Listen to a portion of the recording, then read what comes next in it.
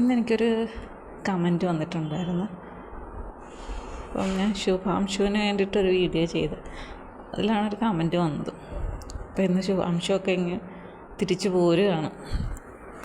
അപ്പോൾ ഇന്നലെ എന്നാണ് പറഞ്ഞത്. അപ്പോൾ ഇന്നാണ് അവർ തിരിച്ചു പോരുന്നത്. വൈകുന്നേരം 4:35 ആയി കഴിയുമ്പോഴത്തേക്കും അവിടുന്ന് പുറപ്പെടും അവർ. അങ്ങനെയാണ് പറഞ്ഞിരിക്കുന്നത്. ഇനി എന്താണോ വല്ല മാറ്റം ഉണ്ടാകുമോ എന്നറിയില്ല. അപ്പോൾ എനിക്ക് ശ്രീനാഥ് അങ്ങനെയാണ് പേര്. അപ്പം പുള്ളിക്കാരൻ എനിക്ക് അയച്ചേക്കാൻ പറ്റും. ഞങ്ങൾ ഇതുപോലെ തന്നെയാണ് പ്രവാസികൾ എന്നൊക്കെ പറഞ്ഞിട്ടാണ് തോന്നുന്നത്. അപ്പം ഞാൻ കഴിഞ്ഞ ദിവസം ഇങ്ങനെ നാട്ടിൽ വരുന്നതും മഴ സമയത്ത് വരുമ്പം മഴയായിരിക്കും എന്തായാലും ഈ സമയത്തൊക്കെ ആരെങ്കിലും പുറത്തുനിന്ന് വന്നു അപ്പം നമുക്ക് നന്നായിട്ടങ്ങ് മഴയങ്ങ് നനയണം എന്നൊക്കെ ഞാൻ കഴിഞ്ഞ ദിവസം പറഞ്ഞിട്ടുണ്ടായിരുന്നു. അപ്പം നമ്മൾ ഈ നാട്ടിൽ ജീവിക്കുന്ന സമയത്ത് നമ്മുടെ ഈ പ്രകൃതിയും അതിൻ്റെ ആ ഭംഗിയും ചിലപ്പോൾ നമ്മൾ ആസ്വദിക്കാതെ പോകുന്നുണ്ട്. മഴ എന്ന് പറയുമ്പം എന്താണ് ഒരു ശല്യമായി കാണുക വരെ ചെയ്യും നമ്മളെല്ലാവരും.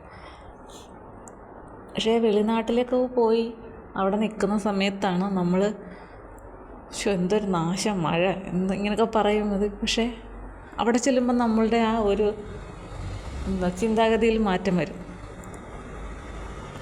ഇതുപോലെയാണ് നമുക്ക് ചില കാര്യങ്ങൾ നഷ്ടപ്പെടുമ്പോൾ മാത്രമാണ് അതിൻ്റെ വില എന്തായിരുന്നു എന്ന് നമുക്കറിയാൻ പറ്റുക അല്ലേ.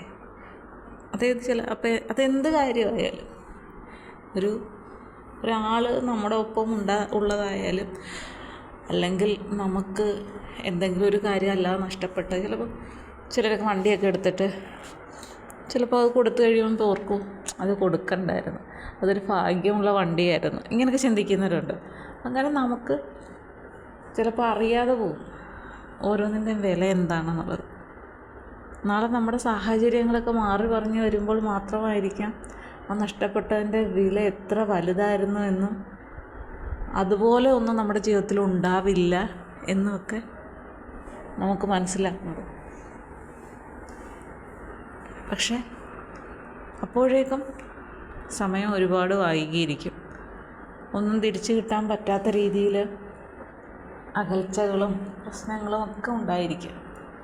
പിന്നെ എല്ലാത്തിനും ഒരു സമയമെന്ന് പറയുന്നത് എന്താണ്? പ്രായമാണ് എപ്പോഴും പല ചിന്തകളിലേക്കും നമ്മളെ വീണ്ടും കൊണ്ടുപോകുന്നത് അല്ലേ. നമ്മളുടെ ഒരു കാലഘട്ടം കഴിയുമ്പോൾ രണ്ടാമത്തെ ബാല്യം വരും. അപ്പോൾ നമുക്ക് കൂടുതൽ ദേഷ്യം വരും, സങ്കടമൊക്കെ വരും. കാരണം ഇത്രയും നാൾ ഞാൻ ജീവിച്ചതുപോലല്ല ജീവിക്കുന്നത്. കാഴ്ചക്കുറവ്, കേൾവിക്കുറവ്, ഇങ്ങനെയുള്ള ഓരോരോ പ്രശ്നങ്ങൾ നമ്മുടെ ജീവിതത്തിലേക്ക് പതുക്കെ വരാൻ തുടങ്ങും. പിന്നെ പ്രായത്തിൻ്റേതായ ചില അസുഖങ്ങൾ. അപ്പം നമുക്ക് തീർച്ചയായിട്ടും നമ്മളോട് ദേഷ്യം തോന്നും, മറ്റുള്ളവരോടും ദേഷ്യം തോന്നും. അതിനെ എങ്ങനെയെങ്കിലും ഒന്ന് മാറ്റാം എന്ന് വിചാരിച്ചാൽ ഇല്ല, പ്രായം മൂലം നമുക്ക് എന്തെങ്കിലും അസുഖം ഉണ്ടായാൽ അത് മാറ്റാൻ കഴിയുകയില്ല. അത് പിന്നെ നമ്മുടെ ഒപ്പം നമ്മുടെ മരണം വരെയും കാണും. മാറ്റാൻ കഴിയുകയില്ല എന്ന് പറയുമ്പോൾ പൂർണ്ണമായും മാറ്റാൻ കഴിയില്ല. നമുക്കതിനെ നിയന്ത്രിക്കാം എന്ന് മാത്രമേ പല അസുഖങ്ങളെയും അല്ലേ. പിന്നെ ആരെങ്കിലും ഒരാളുടെ ഒരു നഷ്ടം ഒക്കെ കൂടെ സംഭവിച്ചു കഴിഞ്ഞാൽ ജീവിത അവസാന കാലഘട്ടം എന്ന് പറയുമ്പോൾ നരകതുല്യമായി പോകാനുള്ള ചാൻസ് ഉണ്ട്. ഇതിൽ കഴിഞ്ഞ ദിവസം ഞാൻ ഒരു ചേച്ചി എന്നോട് സംസാരിച്ചപ്പോൾ ഇങ്ങനെ പറയുന്നു. ആ വീട്ടിൽ ഒരമ്മയുണ്ട്, ഒരു ചേച്ചിയുടെ അമ്മായിയമ്മയാണ്. അപ്പം അവരെക്കുറിച്ച് എല്ലാവർക്കും നല്ല സ്ട്രോങ് ആയിട്ടുള്ളൊരു അഭിപ്രായം എന്ന് വെച്ചാൽ ഭയങ്കര സാധനമാണെന്നുള്ളത്. ഒന്ന് പറന്നു പോകുന്ന കാക്കയെ വരെ കുറ്റം പറയാം, ചീത്ത പറയാം എന്നൊക്കെ പറയത്തില്ലേ, അതേപോലത്തെ ഒരു നേച്ചറാണ് അവിടുത്തെ ആ അമ്മൂമ്മയ്ക്ക്. അപ്പം അമ്മൂമ്മ ഒരിക്കൽ ഞാനിങ്ങനെ അമ്മൂമ്മയുടെ അടുത്ത് കുഞ്ഞുമായിട്ടിങ്ങനെ പോയപ്പോൾ അമ്മൂമ്മ അതുവരെ കാണാത്തൊരു സ്ത്രീ, ആ സ്ത്രീയെക്കുറിച്ച് പറഞ്ഞത് ആ ആ ഭൂതത്തിനെ ഞാൻ ആദ്യമായിട്ടാണ് കാണുന്നതെന്ന്. അപ്പം ആദ്യമായിട്ട് കാണുന്ന ഒരു വ്യക്തിയെ തന്നെ ഭൂതം എന്ന് വിളിക്കണമെന്നുണ്ടെങ്കിൽ എന്താണ് സ്ത്രീ ആ അമ്മൂമ്മയുടെ ഒരു മനോഭാവം. വെള്ളം തിളപ്പിച്ച് വെച്ചിട്ട് അതിന് ചൂടില്ലായിരുന്നു. അമ്മൂമ്മ നോക്കിയപ്പോൾ ചൂടില്ല. അപ്പോൾ അമ്മ എന്ത് തിളപ്പിച്ച വെള്ളം തണുത്തു പോയി എന്നതുകൊണ്ട് ആ വെള്ളം അങ്ങ് കമത്തി കളഞ്ഞു. എന്നിട്ട് കുടിക്കാൻ വെള്ളമില്ലെന്നും പറഞ്ഞുകൊണ്ട് പ്രശ്നം ഉണ്ടാക്കുക. ആലോചിച്ച് നോക്കി. അതുകൊണ്ട് എന്താ ആ അമ്മൂമ്മ അവിടെ ആ വീട്ടിൽ ശരിക്കും ഒറ്റപ്പെട്ട് പോവുകയാണ്. എന്തുകൊണ്ടാണ്? ആ അമ്മൂമ്മ ആ വീട്ടിലുണ്ടാക്കുന്ന പ്രശ്നങ്ങൾ അത്രമാത്രമാണ്. നിങ്ങൾ ആരെങ്കിലും കേട്ടിട്ടുണ്ടോ മരുമക്കളെ ഇരുന്ന് പ്രാകുന്നതൊക്കെ? ഇപ്പം ചില വീട്ടിൽ ഇങ്ങനെ എന്താ ഇങ്ങനെ പ്രാഗിക്കൊണ്ടേയിരിക്കുക, നശിച്ചു പോട്ടെ, ഇങ്ങനെ പറയുന്ന അമ്മമാരുണ്ട്. പക്ഷെ അതൊക്കെ എന്താണ്, ചില സ്ഥലത്ത് ഈ ഭാര്യ ഭർത്താക്കന്മാർ അത് അങ്ങനെ അഡ്ജസ്റ്റ് ചെയ്ത് പോകുമ്പോൾ ഭാര്യ അത് കേട്ടാലും അത് കേട്ടാലും അത് അത്രേ ഉള്ളൂ, പോട്ടെ, സാരമില്ല, പരസ്പരം ഒരു സപ്പോർട്ട് കാണും. പക്ഷേ ഇതില്ലാത്ത സ്ഥലങ്ങളുണ്ട്. കഴിഞ്ഞ ദിവസം ഞാനിങ്ങനെ റോഡിൽ കൂടി നടന്നു വരികയാണ്. അപ്പോൾ രണ്ടമ്മമാർ റോഡിലല്ല, ഇത്തിരി ഇങ്ങോട്ട് മാറി ഒരു വീടിൻ്റെ അകത്ത് കയറി സംസാരിക്കണം. അകത്താണ്, എന്നെ കാണുന്നില്ല. അപ്പോൾ ഇങ്ങനെ ഇവർ തമ്മിൽ വീട്ടിൽ കാര്യങ്ങൾ ചർച്ച ചെയ്തപ്പോൾ ഒരമ്മൂമ്മയുടെ മരുമകളുടെ കാര്യം പറയാണ്. അവൻ ജോലിക്ക് പോവുകയാണ്, ഉദ്യോഗസ്ഥയാണ്, അങ്ങനെയാണ് ഇങ്ങനെയാണ്, ഇവിടെയുള്ള കാര്യങ്ങളൊന്നും ചെയ്യുന്നില്ല, അവൾ അങ്ങനെ ചെയ്ത് ഇങ്ങനെ ചെയ്ത്. എന്നിട്ട് ഈ ദൈവങ്ങളെ അങ്ങോട്ട് വിളിക്കും. ദൈവങ്ങളെല്ലാം വിളിച്ചിട്ട് ഇവിടെ അടുത്തുള്ള അമ്പലത്തിൽ ദൈവത്തിനെ വരെ വിളിച്ചിട്ട് അമ്മമ്മ പ്രാർത്ഥിക്കുന്നത് എന്താണെന്നറിയാം? അവൾക്കുള്ള അതിനുള്ള അനുഭവം കൊടുക്കണേ, വെറുതെ വിടരുതേ. എനിക്ക് ഈ അമ്മമ്മ അറിയുന്നില്ല, ഈ അമ്മമ്മ പറയുന്നത് ഒച്ചയിലാണ് റോഡിൽ കൂടെ പോകുന്നവർ കേൾക്കുന്നത്. പുള്ളി ഈ മതിലിനകത്തായതുകൊണ്ട് പെട്ടെന്ന് ശ്രദ്ധിക്കത്തില്ല എന്ന് കരുതിയാണ് ഈ അമ്മമ്മ മറ്റേ അമ്മമ്മയോട് പറയുന്നത്. അപ്പം ഞാൻ ആലോചിച്ചൊരു കാര്യമുണ്ട്, അവരുടെ ആ വിവരമില്ലായ്മയല്ലേ കാണിക്കുന്നത്. ചിലരിങ്ങനെ നമ്മൾ പണ്ട് തൊട്ടേ കേട്ടിട്ടുണ്ട്, അതായത് മോൻ ചത്താലും വേണ്ടിയില്ല മരുമകളുടെ കണ്ണുനീര് കാണണം. പക്ഷേ അവർ ചിന്തിക്കുന്നില്ല, തൻ്റെ മകൻ തന്നോട് സ്നേഹം കാണിക്കുന്നത് കുറയുന്നു എന്നതിൻ്റെ പേരിലാണ് ഈ മരുമകളെ ഈ ശത്രുവായിട്ട് കാണുന്നത്. തനിക്ക് അതുവരെയുള്ള ഈ വീട്ടിലുള്ള സ്ഥാനം നഷ്ടപ്പെടും, അല്ലെങ്കിൽ മോൻ ഈ വരുന്ന പെണ്ണിനെ അങ്ങ് സ്നേഹിക്കും, അതുകൊണ്ട് ഞാൻ ഒറ്റപ്പെടും, ഇങ്ങനെയൊക്കെയുള്ള അനാവശ്യമായ ചിന്താഗതിയാണ്. എങ്കിൽ അങ്ങനെ ചിന്തിക്കുന്ന അമ്മമാരും ഒന്നും ചിന്തിക്കുന്നില്ല. താനും ഒരിക്കൽ ഇതുപോലൊരു വീട്ടിൽ വിവാഹം കഴിച്ച് വന്നതാണ്.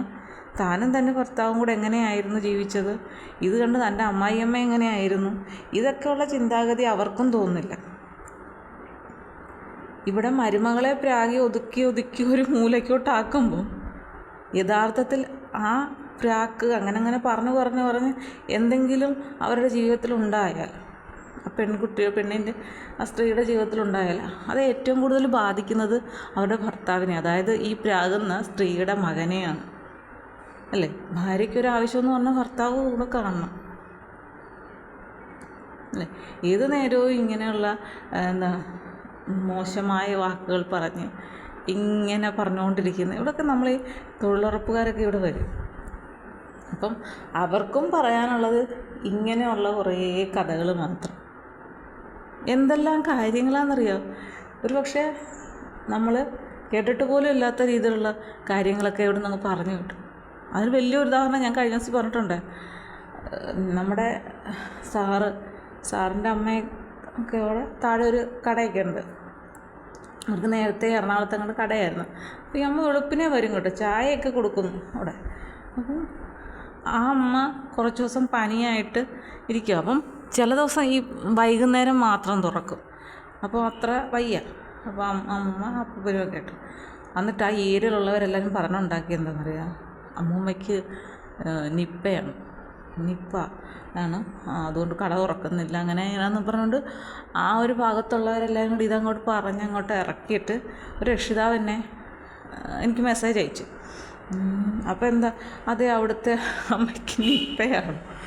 ഞാൻ പറഞ്ഞത് എന്ത് പറയുന്നത്, ഇത് നിസ്സാരമായി പറയാൻ പറ്റിയ ഒരു പേരാണോ ഈ പനി? അങ്ങനെ എന്തെങ്കിലും ഉണ്ടെങ്കിൽ ഇവിടുത്തെ ഈ പ്രദേശത്തുണ്ടാകുന്ന എന്തായാലും മാറ്റം. അതിൻ്റെ കൂടെ തന്നെ റേഷൻ കടയും കാര്യങ്ങളുണ്ട്. എൻ്റെ മുകളിലാണ് ഞങ്ങളുടെ ക്ലാസ് നടക്കുന്നത്. അവിടെയൊക്കെ അങ്ങനെയൊക്കെ നിർത്തുമോ? ഹോസ്പിറ്റലിലൂടെ നമ്മൾ പഞ്ചായത്തിൻ്റെ ഹോസ്പിറ്റലിലാണ് സാറ് അമ്മയെ കൊണ്ട് കാണിച്ചത്. അവിടെ അടുത്ത് തന്നെയാണ്. അപ്പം അവർ നോക്കുമ്പം അവർക്ക് ആ ലക്ഷണങ്ങളും മറ്റും കാണുമ്പോൾ അവർ തീർച്ചയായിട്ടും ആരുമായിട്ട് സമ്പർക്കത്തിൽ ഏർപ്പെടരുതെന്ന് പറഞ്ഞു വിടും. എന്നിട്ട് വീട്ടിൽ ആളുകൾ വരും. ഇത് ഇന്നുമില്ല, വെറുതെ ഞാനെങ്കിൽ എന്നോട് ചോദിക്കുന്നുണ്ട്. തലേദിവസം വൈകുന്നേരം ഈ അമ്മ അവിടെ വൈകുന്നേരം കട തുറന്നിട്ട് അപ്പൂപ്പനാണ് കച്ചവടമൊക്കെ ചെയ്യുന്നത്. അമ്മമ്മ ഈ വിലയൊക്കെ പറഞ്ഞു കൊടുക്കാം. അവിടെ കസേരയിലിരിപ്പുണ്ട്. പനിയാണ് എന്നുള്ളതൊക്കെ, പക്ഷേ ഈ പറയുന്ന പോലെ നിൽപ്പിലൊന്നുമില്ല. ഞാൻ പറഞ്ഞില്ല, ഒരിക്കലും അങ്ങനെയല്ല. അങ്ങനെ എന്തെങ്കിലും ഒരു ഇതുണ്ടെങ്കിൽ സാറ് ഒരിക്കലും ക്ലാസ്സും വെക്കത്തുമില്ല. സാറിൻ്റെ മോൾക്ക് പനിയായിട്ട് സാറ് കുറച്ച് ദിവസത്തേക്ക് അങ്ങോട്ട് ക്ലാസ്സിലേക്ക് വിട്ടതുപോലില്ല. അപ്പോൾ അത്ര ഇതായിട്ടൊക്കെ നോക്കുന്ന ആളാണ്. അപ്പം ഞാൻ പറഞ്ഞില്ല, അങ്ങനെയൊന്നുമില്ല. അപ്പോൾ പറഞ്ഞു, ഞാൻ എന്നിട്ട് ആദ്യമേ മെസ്സേജ് കാണാഞ്ഞുകൊണ്ട് പിന്നെ സാറിനെ വിളിച്ച്. സാറ് പറഞ്ഞു സാധാ പനിയാണെന്നോ. അല്ല, ഇവിടെയൊക്കെ ഉള്ളവരിങ്ങനെ പറഞ്ഞുണ്ടാക്കി. അപ്പോൾ ഇത് അറിഞ്ഞിട്ട് വേണം എനിക്ക് അവരോട് സംസാരിക്കാൻ, അതുകൊണ്ടാണ്. ഞാൻ പറഞ്ഞു അതൊക്കെ ആൾക്കാരുടെ രീതിയാണ്.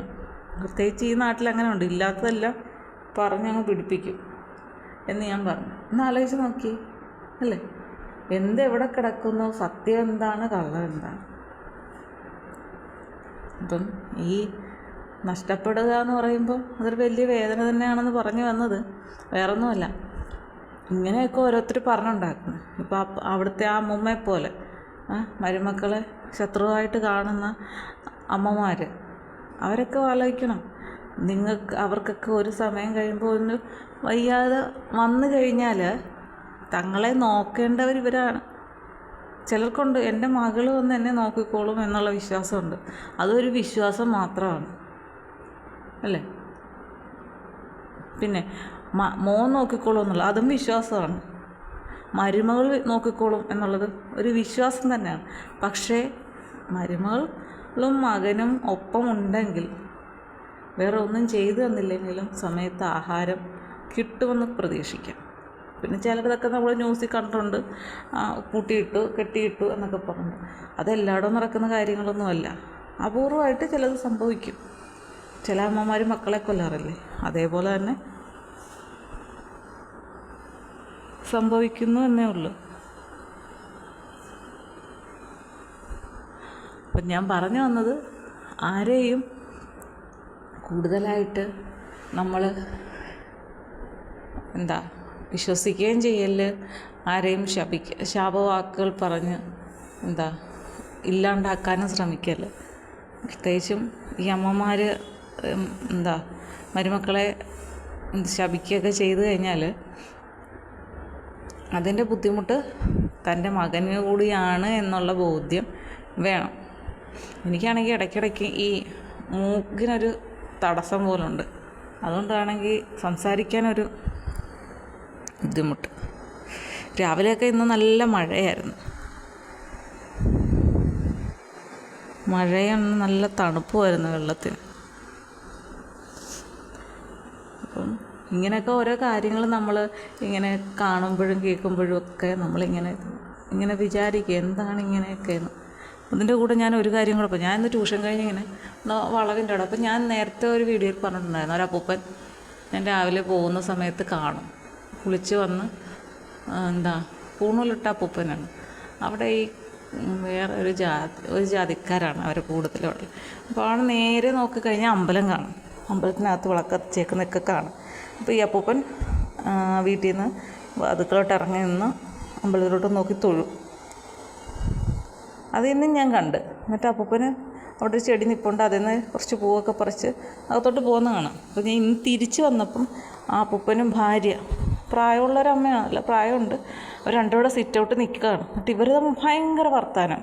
പക്ഷെ നമുക്ക് മനസ്സിലാവില്ല എന്തോ പറയുന്നതെന്ന്, കാരണം അവർക്ക് അവരുടെ കൊങ്ങിണി ഭാഷ ഏതുണ്ട് അവർക്കുള്ളത്. അപ്പം പട്ടർ എന്നൊക്കെ പറയുന്ന ഈ അങ്ങനെയുള്ള കാസ്റ്റോ മറ്റോ ആണ്. അപ്പം അവർ തമ്മിൽ ഭയങ്കര സംസാരം. നമ്മളൊക്കെ ഇടി വയ്ക്കുകയാണെങ്കിൽ ഞാനൊടത്തിന് വഴക്കിടുവാണ്, എന്താണെന്നറിയത്തില്ല. എന്തായാലും അപ്പൂപ്പൻ പറയുന്നു, അമ്മയും പറയുന്നുണ്ട്. ഞങ്ങൾക്ക് എന്തായാലും ഈ പ്രായത്തിലും അപ്പൂപ്പന് കൂട്ട് അമ്മൂമ്മയ്ക്ക് കൂട്ട് അപ്പൂപ്പനും ഉണ്ടല്ലോ അല്ലേ എന്ന് ഞാനിങ്ങനെ ചിന്തിച്ചു. പക്ഷേ ഈ ഒരു കൂട്ടില്ലാതിരിക്കുന്ന എത്രയോ പേര് കാണും. പരസ്പരം ഭയങ്കര സ്നേഹമാണ്, പക്ഷെ പെട്ടെന്നായിരിക്കും ഒരാൾ ഇല്ലാണ്ടാവുന്നത്. അങ്ങനെയൊക്കെ സംഭവിക്കാറുണ്ട്. എല്ലാം നമ്മുടെ കയ്യിലല്ലോ അല്ലേ. ഞാനിപ്പം ചിന്തിക്കുന്ന കാര്യം, കഴിഞ്ഞ ദിവസം ഞാൻ എൻ്റെ ഫ്രണ്ടിനോട് പറഞ്ഞു, ഞാനൊക്കെ ഈ വയസ്സാം കാലത്ത് എൻ്റെയൊക്കെ അവസ്ഥ എന്തായിരിക്കും എന്ന് ഞാനിങ്ങനെ ചിന്തിക്കാറുണ്ട്. ഞാൻ പറയാം. അപ്പോൾ അവൾ പറയുന്നത്, നമ്മളാരും ഉണ്ടാവും നോക്കുമെന്നൊന്നും പ്രതീക്ഷിക്കില്ല. പിന്നെ ഒരു ഭാഗ്യം ആരെങ്കിലും നോക്കിയാൽ എന്നേ ഉള്ളൂ. എൻ്റെ ഹസ്ബൻഡ് ഒരു സമയത്ത് പറയുന്നു, എല്ലാം എഴുതി നമുക്ക് വല്ല ഇതിനും കൊടുത്തിട്ട് നമ്മളെ നോക്കിക്കോണമെന്ന് പറഞ്ഞുകൊണ്ട് ഒരു എഗ്രിമെൻ്റ് വെക്കണം എന്നൊക്കെ പറയുന്നൊരു കാലം ഉണ്ടായിരുന്നു. പിന്നെ കുഞ്ഞായി കഴിഞ്ഞപ്പോൾ പിന്നെ അങ്ങനെയൊന്നും പറയാറില്ല. പിന്നെ പറയും പിന്നെ ഇവളുടെ കാലഘട്ടമൊക്കെ ആയി കഴിയുമ്പോൾ ഈ കല്യാണമൊക്കെ കാണുമോ പിള്ളേർക്ക്?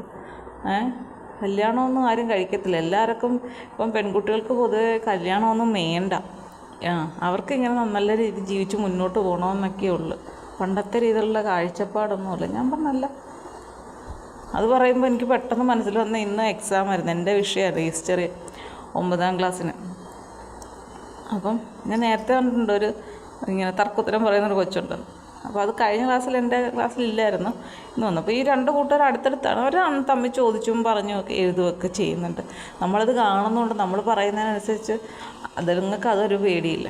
അപ്പം ഞാനിങ്ങനെ വെച്ചാൽ ഇല്ല ടീച്ചറെ പഠിച്ചില്ല എന്നിങ്ങനെ പറഞ്ഞപ്പോൾ ഞാൻ പറഞ്ഞു, അത് കൊള്ളാം. എങ്ങനെയെങ്കിലും ഒന്ന് പഠിത്തം ട്യൂഷൻ നിർത്തുന്നത്. ഞാൻ പറഞ്ഞു, ട്യൂഷൻ എന്തിനാണ്, സ്കൂളിൽ കൂടെ അങ്ങ് നിർത്തുക, അപ്പോൾ എങ്ങും പോകണ്ടല്ലോ. എന്നെ ചോദിച്ചാൽ എന്താ ഇനി അടുത്ത പ്ലാൻ? അപ്പോൾ സ്കൂളിലും ട്യൂഷനും പോകാതെ എന്ത് ചെയ്യാനാണ് താങ്കൾ ഉദ്ദേശിക്കുന്നത്? എന്ത് ചെയ്യാനാണ് ടീച്ചർ? ഒരുപാട് കാര്യങ്ങളില്ലേ. വല്ല തുണിക്കടയിലും സെയിൽസ് ഗേളായിട്ട് പോകാം, ഇല്ലെന്നുണ്ടെങ്കിൽ വേറെ ഏതാണ്ടോടെ പറഞ്ഞു ഒരുപാട് വേക്കൻസികൾ അങ്ങനെ വല്ല സൂപ്പർ മാർക്കറ്റിലും പോകാം. അല്ലെങ്കിൽ പിന്നെ തൊഴിലുറപ്പുണ്ടല്ലോ ടീച്ചർ, അതിന് പോകാമല്ലോ. ഞാൻ പറഞ്ഞ അത് കൊള്ളാം.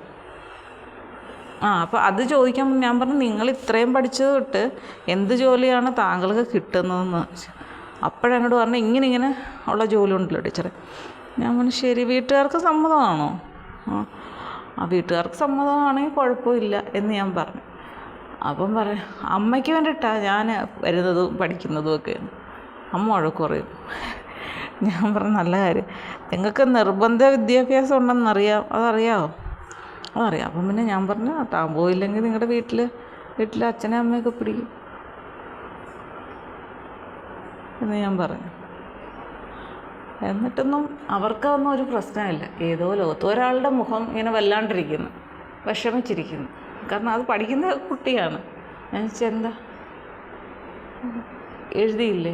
അപ്പം പറഞ്ഞു, ശരിയായില്ല ടീച്ചറെ. ഞാൻ ചോദിച്ചാൽ എന്താ പഠിക്കാൻ സമയം കിട്ടിയില്ലെന്ന്. ഞാൻ പറഞ്ഞേ, പഠിക്കാൻ സമയം കിട്ടിയില്ലെന്ന് ഇത്രയും ദിവസം ഉണ്ടായിട്ട് എന്ന് പറഞ്ഞു. അപ്പം എന്താ, പക്ഷെ പുള്ളിക്ക് നല്ല വിഷമമുണ്ട്, ഉദ്ദേശിച്ച രീതിയിൽ എഴുതാൻ പറ്റിയില്ല എന്നുള്ളത്. ഇങ്ങനെയൊക്കെ ക്ലാസ്സിൽ പരീക്ഷയ്ക്ക് ഇരിക്കുമ്പോൾ നമുക്ക് ഓരോ കുട്ടികളുടെ പറച്ചിലും അവരുടെ സംശയങ്ങളൊക്കെ കേൾക്കുമ്പോൾ നമുക്ക് സത്യം പറഞ്ഞാൽ ചിരിയും വരും. നിങ്ങൾ എന്തൊക്കെയായി പറയുന്നതെന്ന്. എങ്ങനെയെങ്കിലും ഒന്ന് വീട്ടുകാർക്ക് വേണ്ടിയിട്ട് പഠിക്കുക എന്നുള്ള ഒറ്റ കാര്യമുള്ളൂ, അല്ലാതൊന്നും ഒരു ഇതുമില്ല. എന്ത് ചെയ്യാനാ? കുട്ടികളും മുതിർന്നവരും എല്ലാവരും ഓരോരോ രീതിയിലേക്ക് പോവുകയാണ്. കുട്ടികൾക്ക് എന്താണ് അറിയാൻ വയ്യാത്തത്? മനഃപൂർവ്വം അറിയാത്തതാണോ? അതോ അവരറിയത്തില്ല എന്ന ഭാവത്തിൽ ജീവിക്കുന്നവരാണോ? സങ്കടവും വരും. എന്താ പറയുക, പരീക്ഷ ഏതാന്ന് പോലും അറിയാത്ത കുട്ടികൾ. ഏത് പരീക്ഷ? അത് ഏത് പരീക്ഷയാണ് ടീച്ചർ? പരീക്ഷയാണ്. അതുപോലെ തന്നെ താമസിച്ച് വരുന്നത്. അപ്പോൾ ഈ എഴുതാൻ അത്രയും സമയം കുറവാണെന്ന് അങ്ങനൊന്നുമില്ല. ഒരു കുട്ടിയാണെങ്കിൽ 8ാം ക്ലാസ്സിൽ, അപ്പം തൊട്ടപ്പുറത്ത് 10ാം ക്ലാസ്സിലെ കുട്ടിയിരിക്കും. അപ്പം 8ാം ക്ലാസ്സിൻ്റെയൊക്കെ സിലബസ് ഇവർ പഠിച്ചതാണല്ലോ 10ാം ക്ലാസ്സിൽ വരെ വന്നത്. അപ്പോൾ ഈ കുട്ടിയാണെങ്കിൽ 10ലിരിക്കുന്ന എഴുതുന്ന കൊച്ചിനോട് അങ്ങ് ചോദിച്ചു, ചേച്ചി പറഞ്ഞ ചേച്ചി ഇതൊന്ന് പറഞ്ഞ. ഞാൻ ചോദിച്ചപ്പോൾ താൻ എന്തുവായിരുന്നല്ലോ സംശയം. അതേ ടീച്ചറേ, ആ കൊച്ചാണെങ്കിൽ എന്നോട് പറഞ്ഞു ചേച്ചി ഇത് പറഞ്ഞെന്നും പറഞ്ഞുകൊണ്ട് എന്നെ അങ്ങ് നോണ്ടിക്കൊണ്ടിരിക്കുവാണെന്ന്. അപ്പോഴത്തേക്കും പിന്നെ ഞാൻ പറഞ്ഞു, ടീച്ചർ എനിക്കറിയത്തില്ല, ഞാനെല്ലാം മറന്നുപോയി എന്ന് പറഞ്ഞിട്ട് ആ കൊച്ച് സമ്മതിക്കുന്നില്ലെന്ന്. എന്നിട്ട് ഈ 10ാം ക്ലാസ്സിലെ കൊച്ചിന് എഴുതാൻ പറ്റിയോ? സമയം കിട്ടിയില്ല. അത് ലാസ്റ്റ് അവിടെ നിന്ന് കുത്തിപ്പിടിച്ച് കണ്ടൊക്കെ എഴുതി. സമയം കഴിഞ്ഞ് നമ്മൾ പേപ്പർ വാങ്ങിക്കുമല്ലോ, അങ്ങ് വാങ്ങി. ഞാൻ പറഞ്ഞു, നിങ്ങൾക്ക് പറഞ്ഞു കൊടുക്കണം അങ്ങനെയൊക്കെയുള്ള സ്നേഹമൊക്കെ ഉണ്ടെങ്കിൽ അതിനൊരു സമയമുണ്ട്. ഇപ്പം നമ്മൾ മെയിൻ എക്സാം നമ്മൾ എല്ലാം എഴുതിയെല്ലാം കഴിഞ്ഞ് ഇനി ഒന്നും എഴുതാനില്ല, വായിച്ചെല്ലാം നോക്കിക്കഴിഞ്ഞ് സമയമുണ്ടെന്ന് പറഞ്ഞ് നമ്മളവിടെ ഇരിക്കുകയാണ്. നമ്മളോട് ആരെങ്കിലും ചോദിച്ച് അപ്പം നിങ്ങൾക്ക് പറഞ്ഞു കൊടുക്കാൻ പറ്റുമെങ്കിൽ പറഞ്ഞു കൊടുക്കാം അല്ലേ? അതൊരു അവസരം കിട്ടുവാണെങ്കിൽ ആരെങ്കിലും നിങ്ങൾക്ക് പറഞ്ഞു കൊടുക്കണമെങ്കിൽ നോക്കാം. അല്ലാതെ സ്വന്തമായിട്ട് എഴുതാനുള്ളത് എഴുതാതെ സമയവും കളഞ്ഞ് വെറുതെ ക്ലാസ്സിൽ കിടന്ന് ആക്ഷനും കാണിച്ച് ഇല്ലേ, അതിൻ്റെ ഒന്നും ആവശ്യമില്ല. കാരണം കൊച്ചു ക്ലാസ്സിലൊക്കെ ചുമ്മാതെ ഈ കോപ്പി അടിക്കാം എന്നുള്ളൊരു ചിന്താഗതി പിള്ളേരിലേക്ക് വന്നു കഴിഞ്ഞാൽ അവരോർക്കും, നമ്മൾ കഴിഞ്ഞ പ്രാവശ്യം കോപ്പി അടിച്ചില്ല, അതുകൊണ്ട് അതുപോലൊക്കെ എഴുതാം, പഠിച്ചില്ലെങ്കിലും കുഴപ്പമില്ല എന്നൊക്കെ കുട്ടികൾക്ക് ചിന്ത വരും. എന്ത് ചെയ്യാൻ, ഒന്നും പറയാനില്ല പ്രത്യേകിച്ച്. ഇതൊക്കെയാണ് ഇപ്പോഴത്തെ കാലഘട്ടത്തിലെ രീതികൾ. ആർക്കും പഠിത്തത്തിനോടൊന്നും വലിയ കാര്യമൊന്നുമില്ല. എല്ലാവർക്കും അറിയാം എങ്ങനെയെങ്കിലും 10ാം ക്ലാസ് ജയിക്കും, അങ്ങനെ പോട്ടെ. പക്ഷേ ഇതെല്ലാം കഴിഞ്ഞ് മറ്റെന്തെങ്കിലും ഒരു ജോലിയിലേക്ക് പ്രവേശിച്ച് കഴിയുമ്പോൾ ഞാൻ ആലോചിക്കും, പഠിക്കേണ്ടതായിരുന്നു, പഠിച്ചിരുന്നെങ്കിൽ കുറച്ചുകൂടെ നല്ലൊരു ജോലി കിട്ടിയേനെ. കാരണം നമുക്കെപ്പോഴും ഇപ്പം എൻ്റെ കയ്യിലൊരു 1000 രൂപയാണ് എനിക്ക് വരുമാനം എന്നുണ്ടെങ്കിൽ ഞാൻ അതിനനുസരിച്ച് ജീവിക്കും.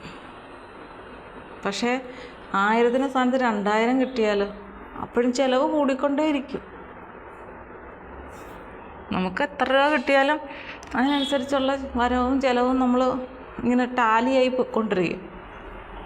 വേറെ വേണ്ടി സിനിമയിൽ അഭിനയിക്കുന്നു, അവർക്കൊക്കെ കോടികളുടെ ആസ്തിയുണ്ട്. പക്ഷെ അവർക്ക് ഒരു ദിവസത്തെ അവരുടെ ചിലവ് എത്രയാണ്? അവരുടെ ലൈഫ് സ്റ്റൈൽ എങ്ങനെയാണ്? അല്ല, വ്യത്യസ്തമല്ലേ? അങ്ങനെയൊക്കെ കുറേ കാര്യങ്ങളുണ്ട്. നമ്മളവർക്ക് ഇത്രയും കോടികൾ കിട്ടിയിട്ട് അത് അവരുടേതായിട്ടുള്ള ജീവിത ശൈലി, നമ്മുടെ. ഇപ്പം ഇന്നലെ ഞാൻ കുറച്ച് ദിവസം സപ്ലൈകോയിൽ പോയി. വെളിച്ചെണ്ണയില്ല. അപ്പം വെളിച്ചെണ്ണയ്ക്ക് നല്ല വിലയാണ് ഇപ്പം. അതുകൊണ്ട് സപ്ലൈകോ വഴി വെളിച്ചെണ്ണ കൊടുക്കുന്നില്ല. അപ്പം ഞാൻ പുറത്തുനിന്ന് വാങ്ങിക്കാമെന്ന് വെച്ചാൽ ഇന്നലെ ഞങ്ങൾ വാങ്ങിച്ചു. അപ്പോൾ ഒന്നിൻ്റെ ചോദിച്ചു, ഒന്നിൻ്റെ ഇല്ല, ഇപ്പം എടുക്കുന്നില്ലെന്ന് പറഞ്ഞു, ആരും വാങ്ങിക്കുന്നില്ല. അപ്പം അരയുടെ പാക്കറ്റ് വാങ്ങിച്ചിട്ട് 220 രൂപ. അത് വലിയ ഇതായിട്ടുള്ള കമ്പനിയാണെന്ന് എനിക്കറിയില്ല, പക്ഷേ 220 രൂപ. പണ്ട് ഈ കേരയുടെ വെളിച്ചെണ്ണ കൊടുത്തുകൊണ്ടിരുന്നത് എനിക്കിപ്പോഴും ഓർമ്മയുണ്ട്, 105 രൂപയ്ക്കൊക്കെ കൊടുത്തൊരു സമയമുണ്ട്, കുറച്ച് വർഷങ്ങൾക്ക് മുമ്പ്. പക്ഷേ ഈ കുറച്ച് നാളുകൊണ്ടാണ് വെളിച്ചെണ്ണയുടെ വില ഇത്രയും കൂടിയത്. ഇവിടെ നേരത്തെ ആട്ടിയ വെളിച്ചെണ്ണ ഉള്ളത് കൊണ്ട് നമ്മളതിൻ്റെ ആ വില മനസ്സിലാക്കില്ലേ, എടുത്ത് കമത്തുമായിരുന്നു. പക്ഷേ ഇപ്പോൾ വെളിച്ചെണ്ണ മേടിച്ചിട്ട് ഇത്രയോ വെളിച്ചെണ്ണയുടെ വില. അതുകൊണ്ട് ഞാൻ ഇച്ചിരി വീതം വെച്ചെടുക്കാം. പിന്നെ പാം ഓയിലുണ്ട്, പക്ഷേ എനിക്കെന്തോ അതങ്ങോട്ട് തൃപ്തിയല്ല. പക്ഷേ പാം ഓയിൽ സ്ഥിരം ഉപയോഗിക്കുന്ന ആളുകളൊക്കെ ഉണ്ട് കേട്ടോ. അപ്പം അതും നല്ല കാര്യം. ഈ വില ഇങ്ങനെ കൂടി വരുന്ന തേങ്ങ എന്തുകൊണ്ടാണ് ഈ തേങ്ങയ്ക്ക് ഇത്ര ഡിമാൻഡ് ഇങ്ങനെ വരുന്നതെന്ന് വെച്ചപ്പോഴത്തേക്കും, ഇത് തേങ്ങയ്ക്കല്ല ഡിമാൻഡ്, കരിക്കിനാണ് ഡിമാൻഡ് വരുന്നത്. അപ്പം എല്ലാവരും കരിക്കങ്ങ് വിൽക്കുകയാണ്. അപ്പോൾ അതുകൊണ്ടാണ് എന്നുള്ളത്. ഞാൻ പറഞ്ഞേ, അങ്ങനെയൊക്കെ ഉണ്ടോ? ഞാനെങ്കിൽ വീട്ടിലിനി വിളിച്ച് ചോദിക്കണം, നല്ല തേങ്ങയും ഉണങ്ങിയത് അവിടെ എങ്ങാനും ഉണ്ടെങ്കിൽ ആട്ടി ഇച്ചിരി എനിക്ക് തരുമോ എന്ന് ചോദിക്കണമെന്ന് വിചാരിച്ചിരിക്കുക. വെളിച്ചെണ്ണയുടെ വില